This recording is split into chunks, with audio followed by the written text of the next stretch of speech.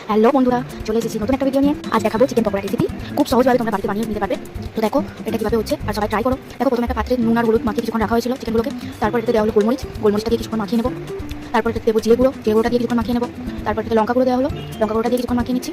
তারপর এতে যাচ্ছে কর্নফ্লাওয়ারটা তোমরা ভালোভাবে মিক্স করবে ওর সাথে। তারপর একটা ডিম তোমরা একটা দুটো জটা কুচি দিতে পারো। তো ওটা দিয়ে ভালো করে দেখো ম্যারিনেট করে নেওয়া হচ্ছে। এরপর একটা কড়াইতে তেল গরম করতে দেওয়া হয়েছে। তেলটা ধোঁয়া ছেড়ে দিলে বুঝবে যে তেলটা হয়ে গেছে। তারপর এক এক করে তেলটাকে তেলে ছেড়ে নেবে। তারপর আস্তে আস্তে দেখবে যখন একটু লাল লাল রং হয়ে আসবে ওটা, তখন বুঝবে আস্তে আস্তে এটা হয়ে আসছে। তারপর ভালো করে উল্টে পাল্টে নিয়ে যখন একদম পুরো বাদামি রং হয়ে যাবে এটাকে, তখন এটাকে তুলে নেবে, দিয়ে প্লেটে সার্ভ করে দেবে। দেখবে আমাদের চিকেন পকোড়া রেডি। আর আমরা সস তৈরি করার জন্য নিয়েছি শেজওয়ান চাটনি, টমেটো সস, চিলি সস। তো তিনটাকে মিক্স করবো আমরা। মিক্স করে একটা নতুন ধরনের চাটনি তৈরি করেছি, সস যেটাকে বলি। তো এটাকে প্লেটে এরপর সার্ভ করে দেবো। দিয়ে দেখো আমাদের চিকেন পকোড়া একদম রেডি। তোমরা বাড়িতে এইভাবে বানিয়ে খেও।